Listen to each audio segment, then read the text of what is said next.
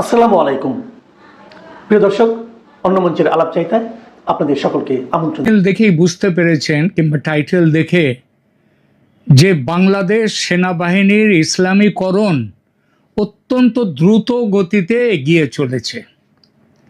কিভাবে, তার কি প্রমাণ আসছে বাইরে, সেটা নিয়ে আলোচনা করব। আর সেই সঙ্গে আলোচনা করব ভারতের কি দুশ্চিন্তা বাড়ল বাংলাদেশ সেনাবাহিনীর ইসলামীকরণের ফলে, এবং ভারত কি করতে পারে এই পরিস্থিতিতে।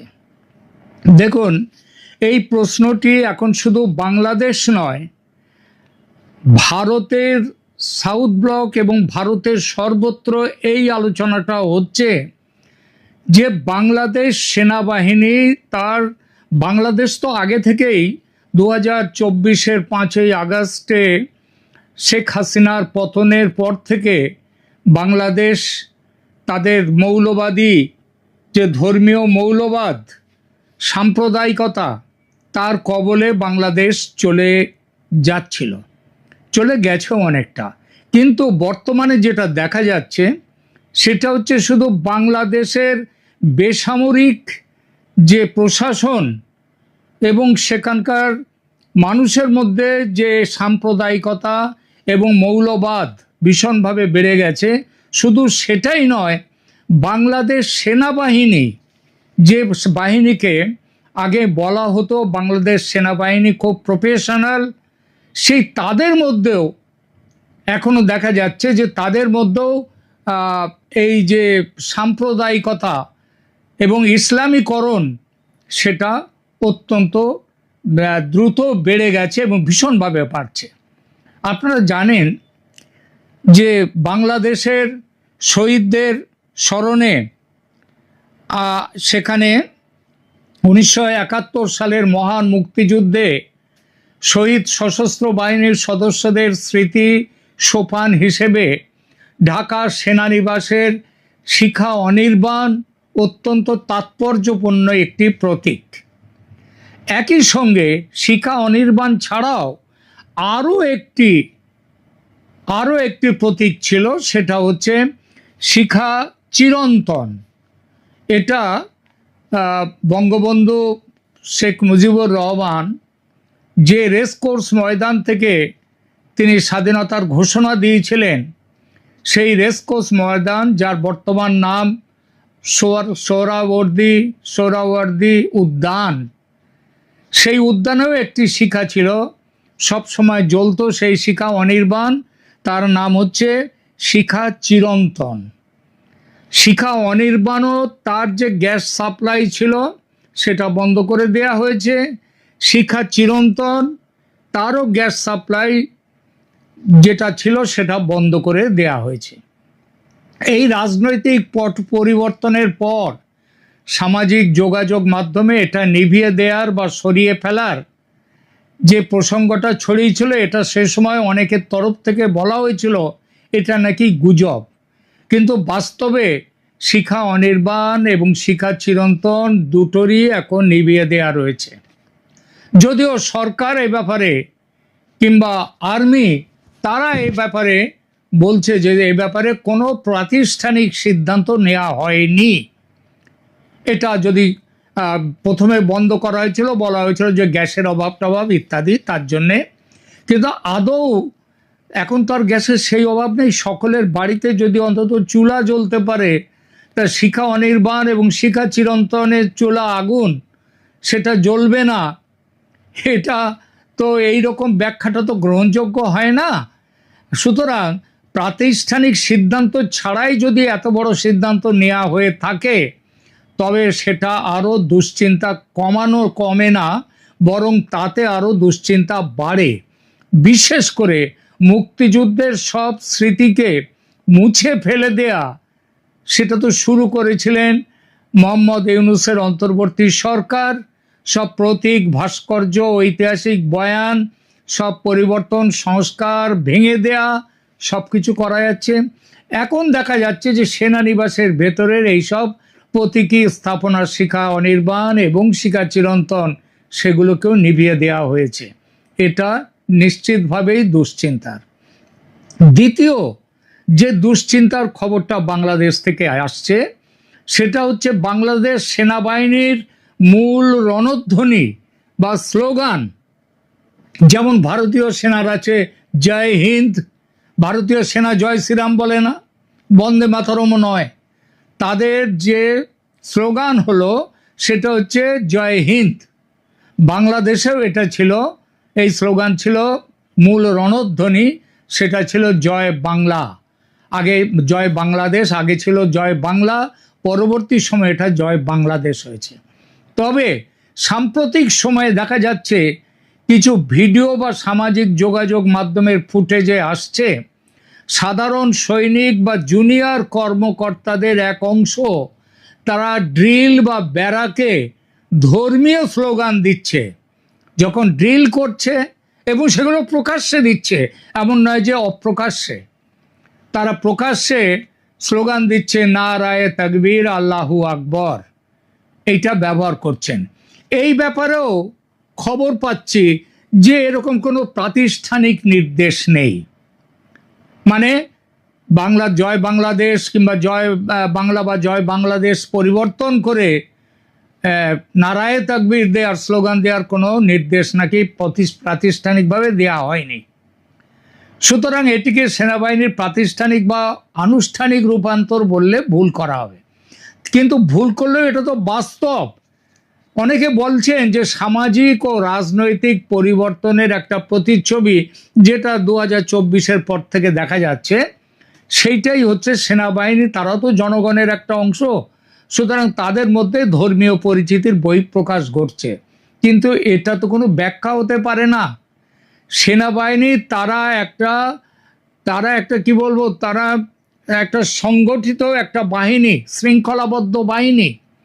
তাদের ড্রিল বা কুচকাওয়াজে তিনি বাড়ির বাইরে, তিনি অন্য সময় তিনি নারায়ে তাকবীর বলতেই পারেন, কিন্তু ড্রিলের মধ্যে এসে কুচকাওয়াজে এসে নারায়ে তাকবীর বলবেন, এটা কখনোই গ্রহণযোগ্য হতে পারে না।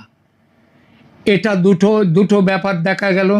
তৃতীয় যে ব্যাপার, আরেকটি ব্যাপারে আসছে, ইসলামের 4 জন খলিফা হজরত আবু বকর, হজরত ওমর, হজরত ওসমান এবং হজরত আলী, এদের 4 জনের নামে 4টি সেনা ডিভিশন বাংলাদেশে তৈরি হয়ে গেছে ইতিমধ্যে তৈরি হয়ে গেছে। এবং আরও 2টো বাহিনী, যেটা নারী বাহিনী, নারীদের নামে স্ত্রী ও কন্যাদের, তারা সেটা কি হবে, সেটা হচ্ছে হজরত মুহাম্মদের তার স্ত্রী আয়েশা এবং কন্যা ফাতিমার নামে বাংলাদেশ সেনাবাহিনীতে 2টো নারী বাহিনী গঠন করা হবে, সেই সিদ্ধান্তও নেওয়া হয়ে গেছে। আবার এখানেও খবর পাওয়া যাচ্ছে এই ধরনের কোনো প্রাতিষ্ঠানিক সিদ্ধান্ত নেওয়া হয়নি। দেখুন, বাংলাদেশ সেনাবাহিনীতে ঐতিহাসিকভাবে রেজিমেন্ট বা ব্যাটালিয়নের নামকরণ করা হতো এতদিন ভৌগোলিক অবস্থান দেখে, যেমন east Bengal regiment, Bangladesh infantry regiment ইত্যাদি, অথবা সামরিক কার্যকারিতার ওপর ভিত্তি করে, যেমন গোলন্দাজ বাহিনী, সাজোয়া বাহিনী, ইঞ্জিনিয়ারিং বা প্রকৌশল বাহিনী। তবে অতীতে দেখা গেছে কিছু নির্দিষ্ট সেনানিবাস বা ঘাঁটির নাম ঐতিহাসিক ব্যক্তিত্বদের নামে করা হয়েছে। ঐতিহাসিক ব্যক্তিত্ব, ধর্মীয় ব্যক্তিত্ব নয়, তাদের নামে রাখা হয়েছে। মুক্তিযুদ্ধের যারা বীর শ্রেষ্ঠ পুরস্কার পেয়েছেন তাদের নামেও রাখা হয়েছে। কিন্তু এবার যেভাবে খলিফাদের নামে এবং আয়েশা ও ফাতিমার নামে রেজিমেন্ট খোলার সিদ্ধান্ত হয়েছে, সেটাকে যদি কেউ বাহিনীর ইসলামীকরণ বলেন, তাহলে কি ভুল কিছু বলবেন? অনেকেই বলছেন এই যে ইসলামীকরণ হচ্ছে পাকিস্তান সেনাবাহিনী, এই বাংলাদেশ সেনাবাহিনীর, এর সঙ্গে তুলনীয় ইরানের ইসলামিক রেভলিউশনারি গার্ড কর্পস এবং পাকিস্তানের সেনাবাহিনীর। প্রথমে ইরানের মডেলের, আমি মনে করি না যে ইরানের মডেলের সাথে এর কোনো যোগ আছে। ইরানে কি আছে? ইরানে 2টি সমান্তরাল সামরিক বাহিনী রয়েছে। একটা প্রথাগত সেনাবাহিনী, তার নাম আরটিএস, আর যারা দেশ রক্ষা করে, এবং অন্যটি হচ্ছে আইআরজিসি পাসদারান, যারা সরাসরি সে দেশের সর্বোচ্চ ধর্মীয় নেতার সুপ্রিম লিডারের অধীনে কাজ করে এবং ইসলামী শাসন ব্যবস্থা রক্ষা করার জন্য তাদের তৈরি করা হয়েছে। মানে দেশ রক্ষার জন্য একটা বাহিনী সাধারণ সেনা, আর একটা হচ্ছে তাদের ইসলামী যে প্রজাতন্ত্র সেটা রক্ষা, শাসন ব্যবস্থা রক্ষা করার জন্য। বাংলাদেশে এমন কোনো সমান্তরাল বা ধর্মীয় সামরিক বাহিনী নেই। বাংলাদেশ সেনাবাহিনী একটি একক, পেশাদার এবং প্রথাগত প্রতিরক্ষা বাহিনী ছিল, যা সংবিধান এবং প্রতিরক্ষা মন্ত্রণালয়ের অধীনে কাজ করে। কিন্তু তা সত্ত্বেও এই যে জিনিসটা করা হচ্ছে, সে প্রতিরক্ষা মন্ত্রণালয়ের অধীনে কাজ করলেও বোঝা যাচ্ছে যে প্রতিরক্ষা মন্ত্রণালয় তারাও সামরিক বাহিনীকে ধর্মীয় জামা পরাতে ব্যস্ত এখন। সুতরাং এখনো ইরানের মতো জায়গায় পৌঁছতে কয়েক দশক লাগবে, কিন্তু তাদের ইরানের পথে চলাটা শুরু করে দিয়েছে। পাকিস্তানের সামরিক মডেলের সেটা কীরকম দেখুন। 1971 সালের পর, বিশেষ করে 1970-এর দশকে জেনারেল জিয়াউল হকের আমলে পাকিস্তান সেনাবাহিনীর প্রাতিষ্ঠানিক ইসলামীকরণ করা হয়। তারা একেবারে পরিষ্কারভাবে ইসলামীকরণ করে দেয়। তাদের মূল নীতি বা মোটো সেটা কি বলা হয়েছে? বলা হয়েছে ঈমান, তাকওয়া, জিহাদ ফি সাবিলিল্লাহ। সেখানে সামরিক ডক্ট্রিনেই ধর্মকে মূল উপাদান করা হয়েছে। বাংলাদেশ সেনাবাহিনী তার জন্মলগ্ন থেকেই একটি আধুনিক, পেশাদার এবং ধর্মনিরপেক্ষ বা অসাম্প্রদায়িক মূল্যবোধের ওপর ভিত্তি করে এতদিন দাঁড়িয়েছিল। ক্যাডেটদের শপথ বা ব্যারাকে ধর্মীয় শিক্ষা, ইসলাম, হিন্দু, বৌদ্ধ, খ্রিস্টান সবার জন্যে নিজ নিজ ধর্মাচরণ, ধর্মশিক্ষার ব্যবস্থা রয়েছে। কিন্তু প্রাতিষ্ঠানিক ডক্ট্রিন হিসেবে পাকিস্তানের মতো জিহাদি দর্শন বাংলাদেশ সেনাবাহিনীতে নেই বলা যাবে না। এখন নেই বলা যাবে না, বলতে হবে এগুলো আর ছিল না, কিন্তু এখন চলে আসছে। বাংলাদেশ বাহিনীতে বর্তমানে পরিবর্তন আসছে। কি পরিবর্তন?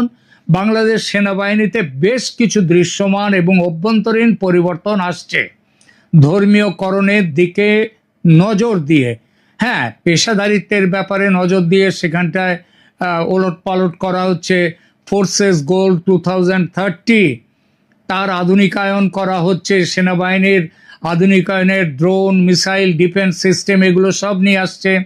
বেসামরিক প্রশাসন, সেখানেও মাঠ পর্যায়ে সেনাবাহিনী ছড়িয়ে গেছে, এসব ঠিক।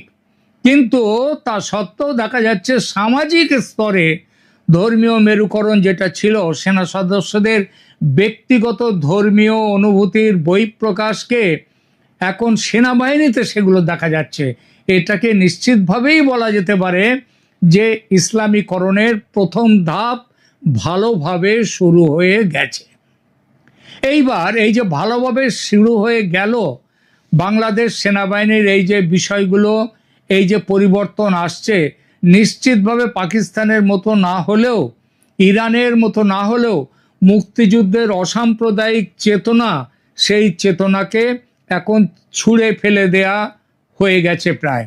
বিগত রাজনৈতিক পট পরিবর্তনের পর বাংলাদেশের সামগ্রিক রাষ্ট্রীয় বয়ান থেকে 1971 সালের মুক্তিযুদ্ধের ধর্মনিরপেক্ষ ও অসাম্প্রদায়িক চেতনাকে তার অবমূল্যায়ন এবং তাকে বিদায় দেওয়ার চেষ্টা লক্ষ্য করা যাচ্ছে।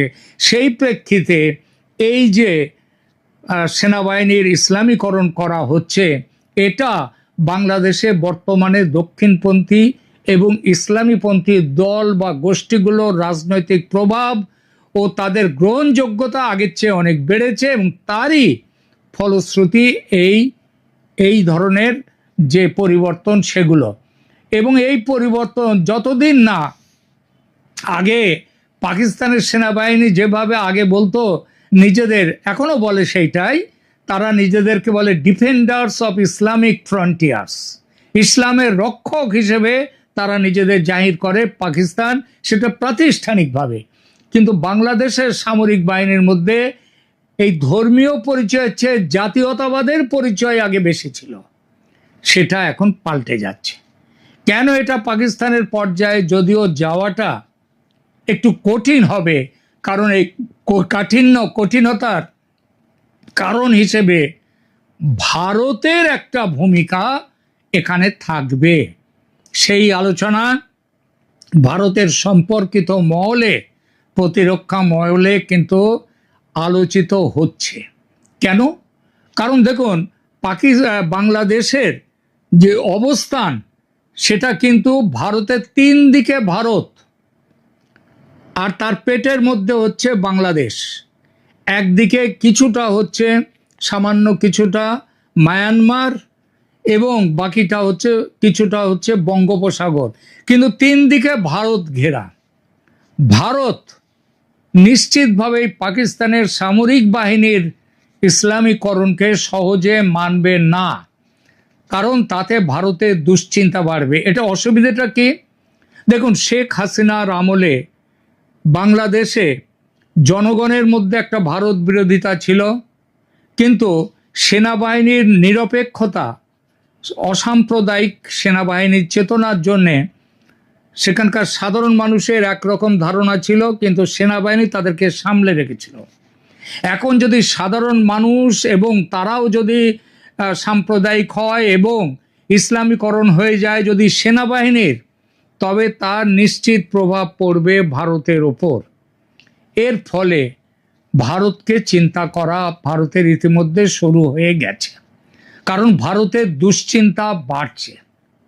এই দুশ্চিন্তা বাড়বার পরিপ্রেক্ষিতে ভারত কতদিন চুপ করে থাকবে সেই আলোচনা একটু করতেই হয়। ভারত চুপ করে কতদিন থাকবে?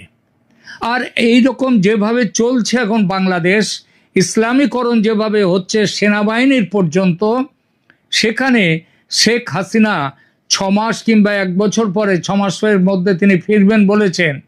এই ফেরাটা যত দেরি হবে ততে ইসলামীকরণ বেড়ে যাবে সেখানকার সেনাবাহিনীর মধ্যে।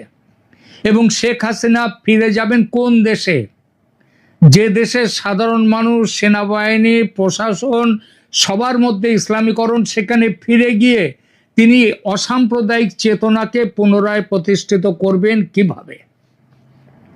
কিন্তু ওই জন্যই বলছি, ভারতের হাতে এখন একমাত্র বাজি, যাকে নিয়ে বাংলাদেশকে আবার পুরনো সেই অসাম্প্রদায়িক জাতীয়তাবাদী রাজনীতিতে, ধর্মীয় রাজনীতিতে নয়, জাতীয়তাবাদী চেতনায় ফিরিয়ে নিয়ে আসার, মুক্তিযুদ্ধে ফিরিয়ে নিয়ে আসার, সেই দিনে সেই চেতনায় ফিরিয়ে নিয়ে আসার একজনই মাত্র মানুষ আছেন, এখন নেতা আছেন, তার নাম শেখ হাসিনা।